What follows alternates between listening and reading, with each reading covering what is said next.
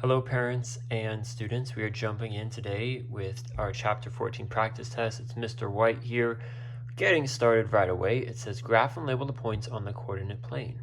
Amazing. So we have learned that this first one is x and the second one is y.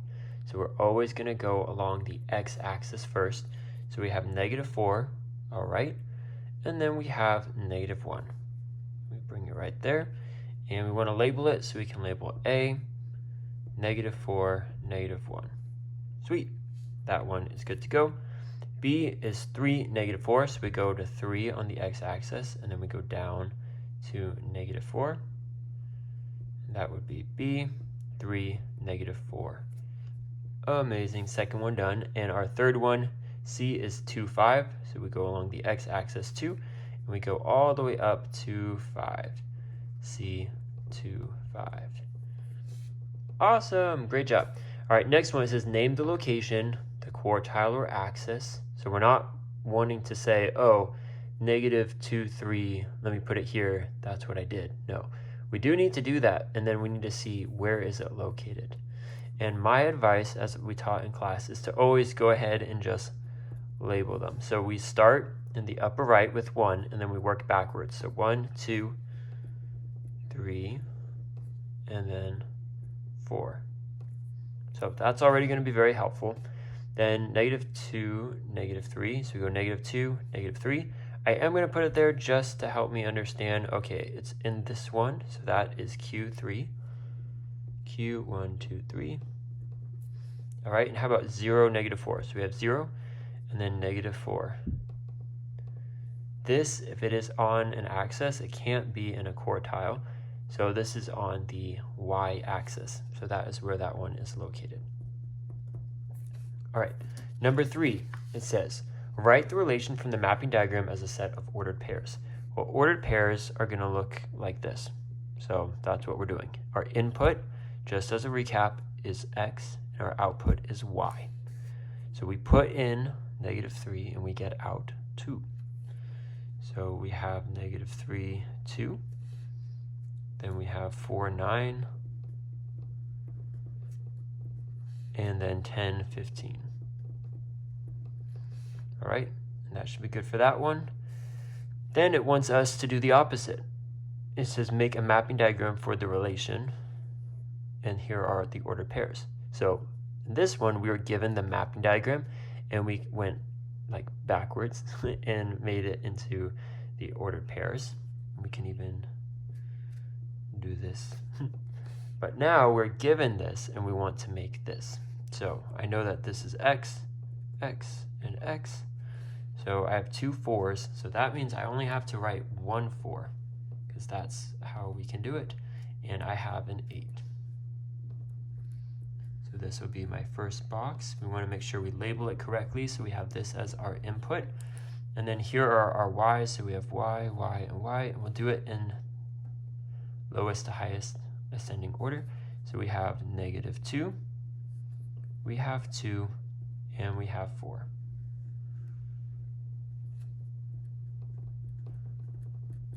All right, so now we need to draw the arrows. So 4 goes to 2, so we have this one right here, and 4 also goes to -2. And lastly, 8 goes to 4. All right, first page is already done. We are flying through this. Way to go. So here on page 2, it says determine whether each of the following relations in problems 5 through 7 is a function, right? Yes or no. So we learned that the inputs all have to be different in order for it to be considered a function. So 3 is different than 4, which is different than 8. None of them are the same. So that means yes, it is a function. If it was 3, 1, 3, -2, no. It's not a function.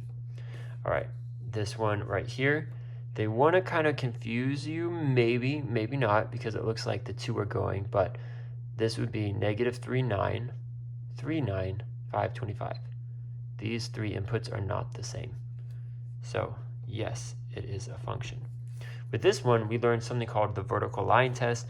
So if you were to draw a line, okay, that point doesn't hit any others, so that's okay. This one doesn't hit any others, so still okay. This line Ruh-roh, 2 points are hit by the same vertical line. So I don't even need to test this one because I know as soon as I see that, no, it is not a function due to that test that we can do. All right, those are the first, or the next three, not the first three.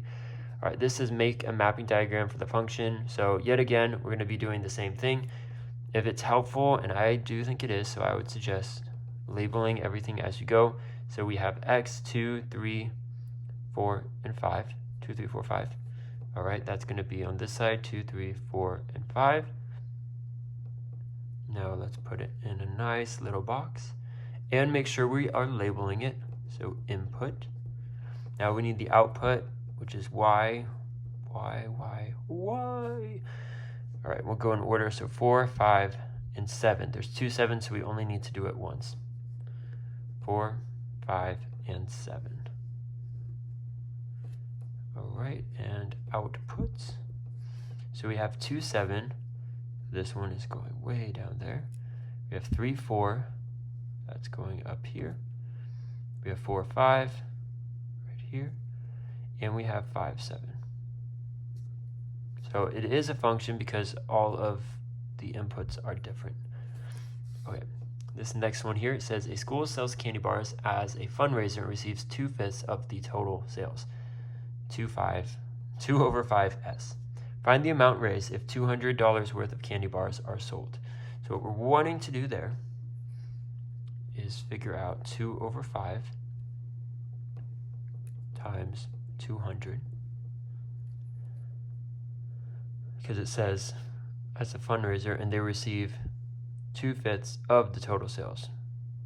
So if they sold 200, they get 2/5 of 200. So that's why we're doing 2/5 times 200. And we can multiply across this way. So we would have 400 divided by 5.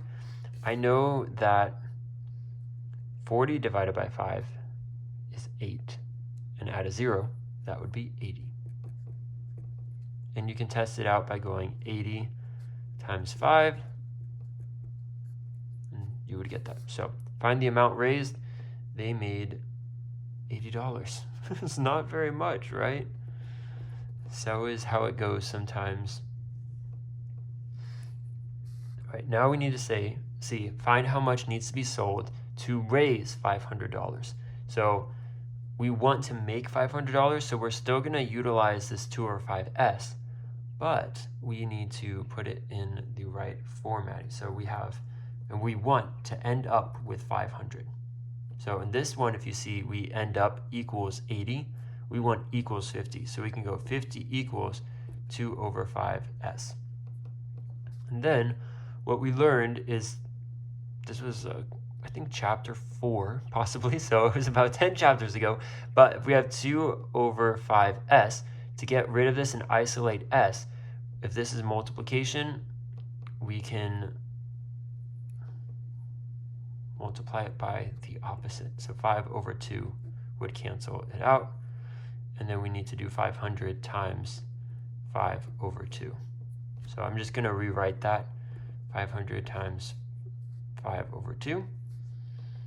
And then what you could do is 2 can go into 500. So 250 times 2, or 250 times 2 is 500, or 250 plus 250 equals 500. And then you just need to do 250 times 5. We have 0, 5, 2, 1250.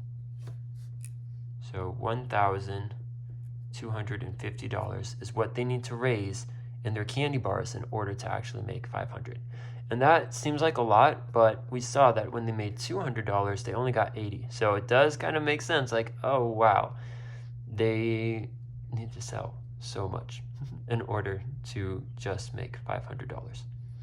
So there we have it with that one. And then at the bottom here, it says, write a set of ordered pairs that relates to the amount raised for sales of 100, 220, 650, and 760. So ordered pairs tells me that I'm going to need a bunch of these parentheses.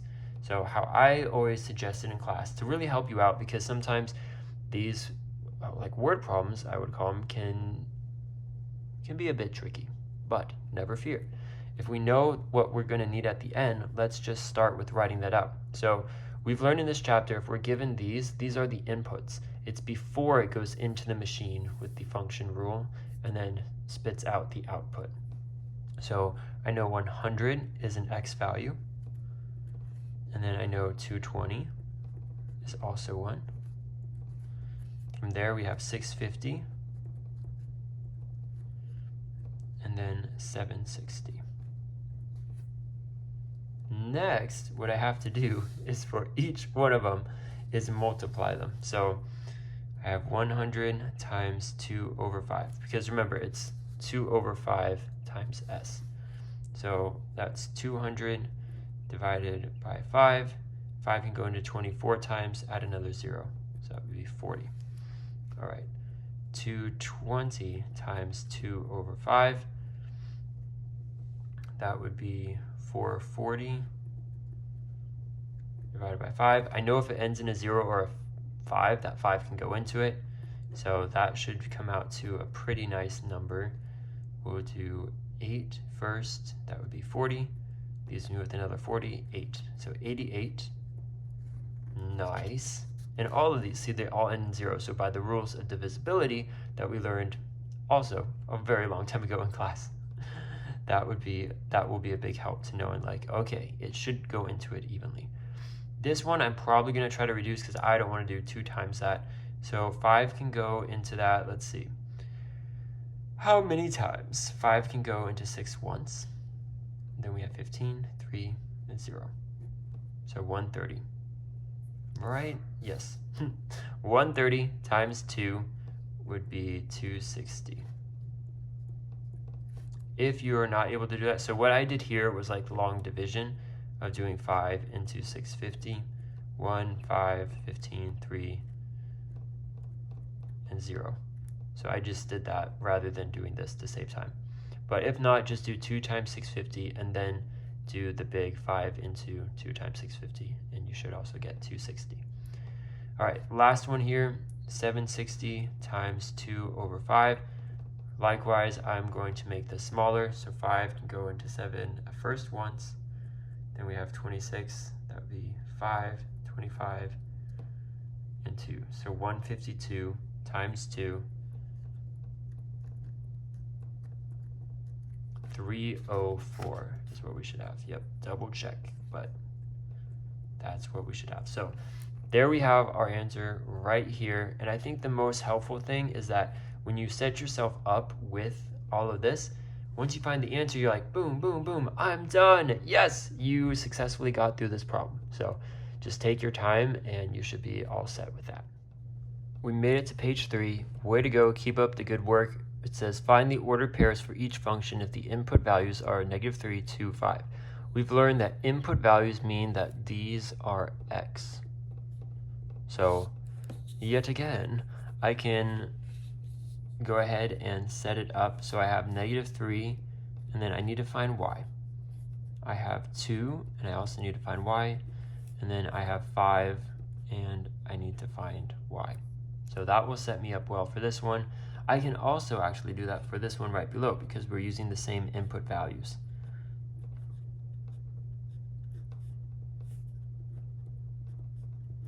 So this will help a lot to get you started. And here is what we are doing right here. So I'm going to draw a table because that is a way that we learned, and I think that will make it the easiest for you to see in this video. But if I were doing it, maybe you can too if you're very confident, but I would still urge you to be careful, and it's probably worth doing the table.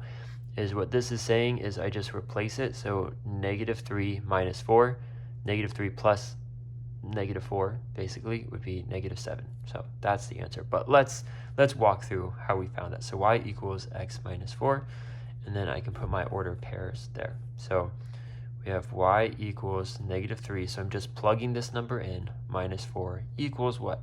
So -3 means I'm going -3 this way on the number line, -4, another 4 this way to get to -7. So that is -7, and then we have -3, -7. All right, my next number there is 2. the next input. So if y equals 2 minus 4, and that's going to be negative 2. So I have 2, negative 2. And the last one here, 5, y equals, I'm going to plug 5 into this now, 5 minus 4, and that equals 1. So we have 5, 1. From here, this is our answer, and let's just go ahead and put it on the answer line. So we have negative 3, negative 7, 2, negative 2, and 5, 1. All right, for this one, we can do the same. Probably have to write pretty tiny to get it all to fit. So we have the same thing, negative 3, 2, and 5.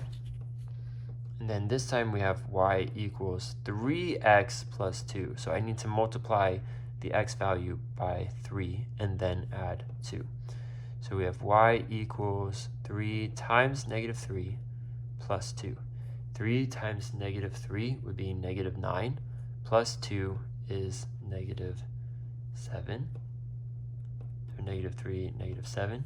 So I'm just going to go ahead and put that in its spot there. 2 would be y equals 3 times 2 plus 2. So 3 times 2 is 6, plus 2 is 8. So we have 2, 8. And then now we need to plug in 5, so y equals 3 times 5 plus 2. So 3 times 5 is 15, plus 2 is 17. So we have 5, 17. Awesome. All right, next one right here, it says choose all the ordered pairs that satisfy the function y equals x minus 5.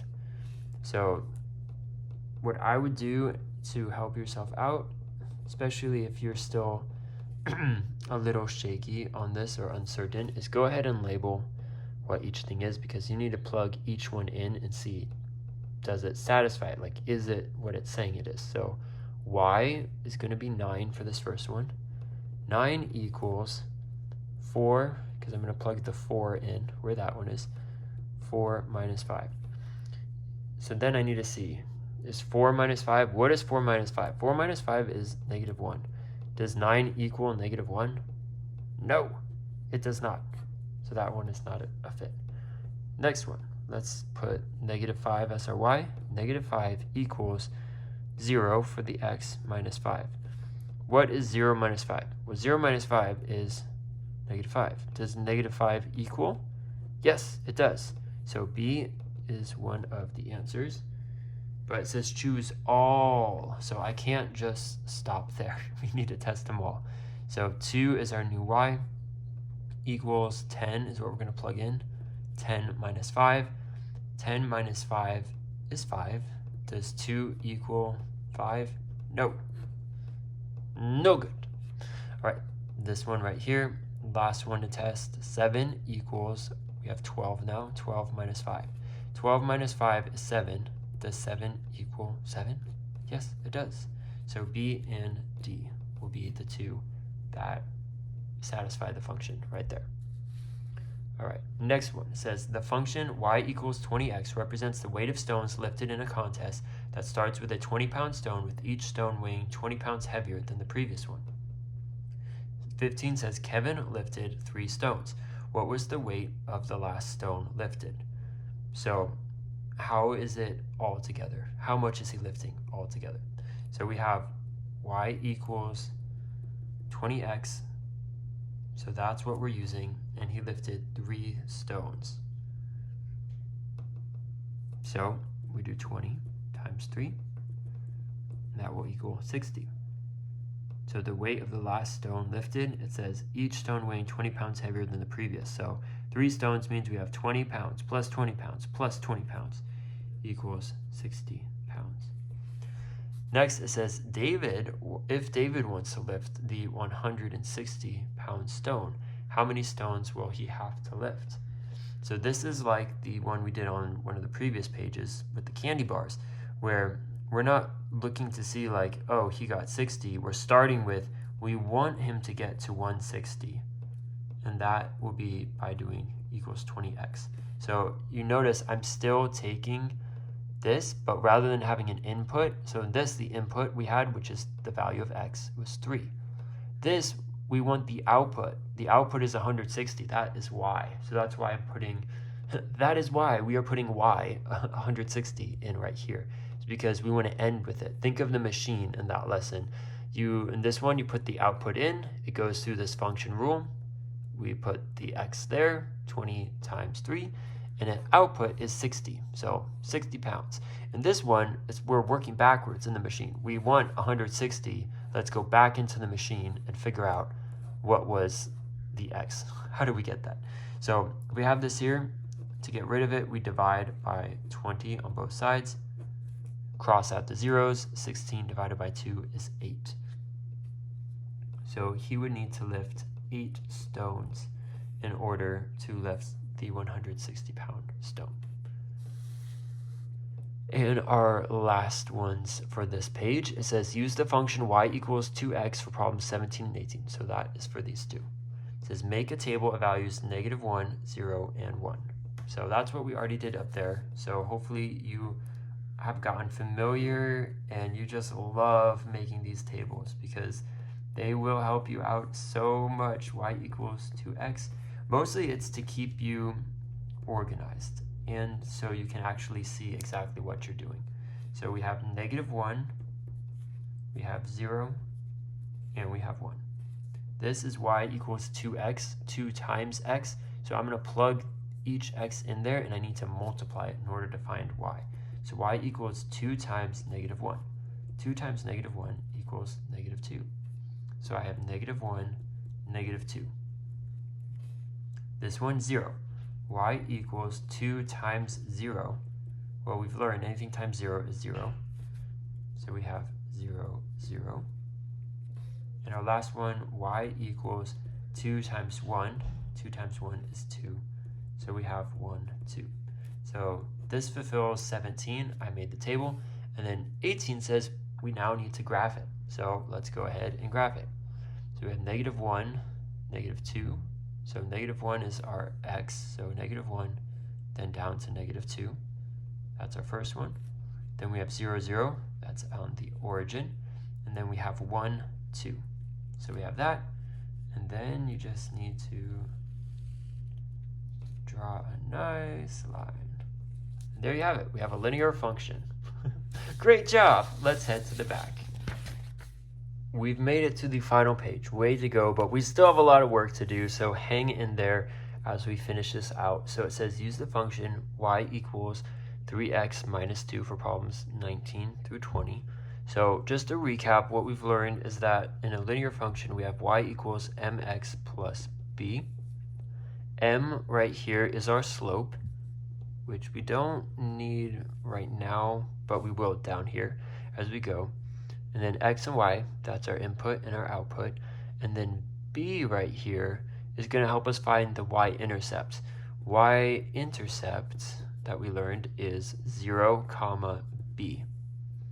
So whatever this number is, that's going to be the y-intercept, 0, -2. But it will ask that down here. So we'll come back to that. But I wanted to use that briefly so we know as we look at this, our slope is 3, our y-intercept is 0, -2. So I know that as I graph this 0, -2, that is where part of the line is going to go through. I also know because it is a positive slope, we will be going upwards. Puff, puff, positive from that video we watched. I try to remember, puff, puff, positive. So it is positive. So slope dude is going up the mountain. All right, let's make a table. So we do have to know how to make these tables, and we've practiced this a lot in class. So please make a beautiful table. Set the table. Do you guys set the table for your family at dinner? I sure hope so. I hope you also help make dinner. Middle school is a great time to start learning how to cook. I currently do all the dinner cooking where I'm at with my family. So yes, it's so much fun. All right. Let's plug each one of these in. So this is saying 3 times x minus 2. So 3 times -1. So y equals 3 times -1 minus 2. 3 times -1 is -3 minus 2. It means we're going -3 this way and another -2. So that's going to be -5. So I have negative 1, negative 5 as 1. All right, next one, 0. Y equals 3 times 0 minus 2. 3 times 0 is 0, minus 2 equals negative 2. And would you look at that? That is our y-intercept. Amazing.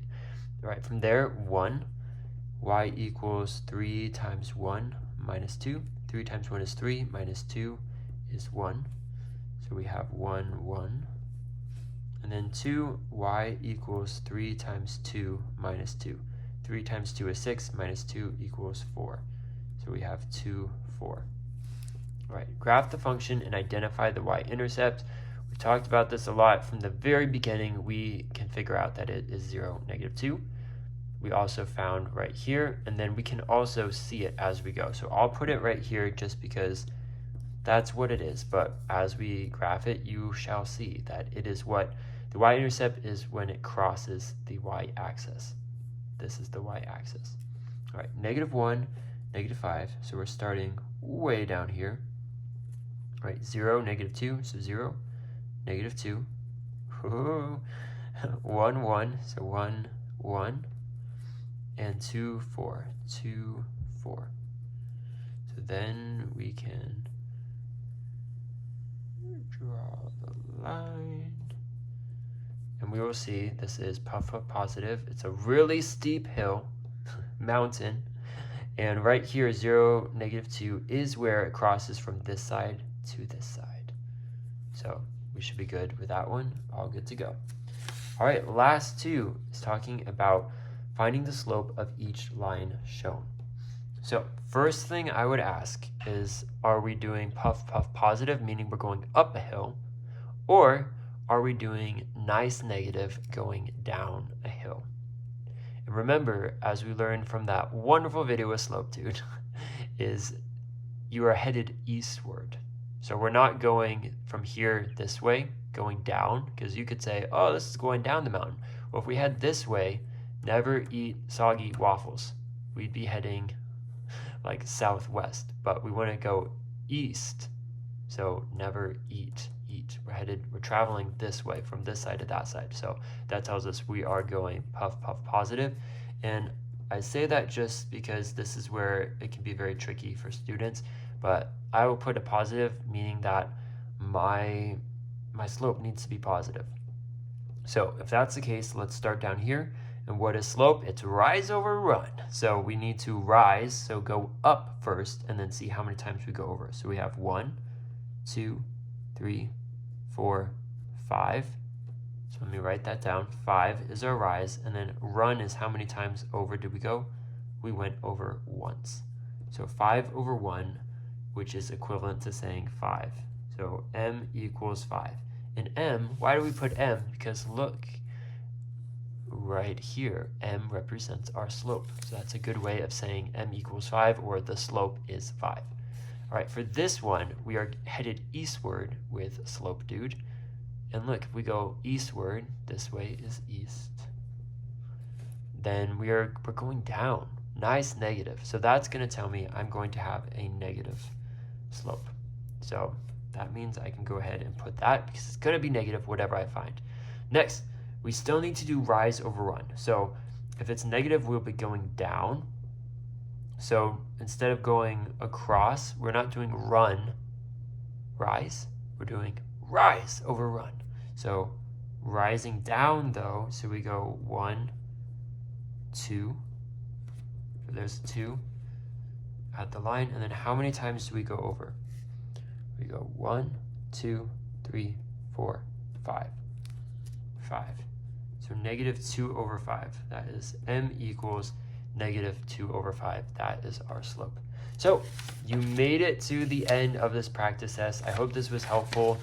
Just a really good way to review everything we've learned. And I really encourage you to go back through this. Any points that were maybe a bit confusing, you can go through your homework, the different in-class activity sheets that we've done to really review and practice all that we've learned, because this is going to be content that you really need to know, especially as you continue on in math with pre-algebra and algebra and even geometry. You guys, so much in math, you need to know this. So I hope this is a fun way to just kick off the rest of your math, as this is our final chapter in the book. So we are almost to the end of school. It's been so much fun going throughout this year with you. So I do hope that these videos have been helpful, and who knows, as you get to your next years in math, you can go back and watch some of these videos if you found them helpful, because for the most part, a lot of math does review what you've already learned. So come next year, if you're like, I don't remember, then hey, remember Mr. White has some good videos online that you can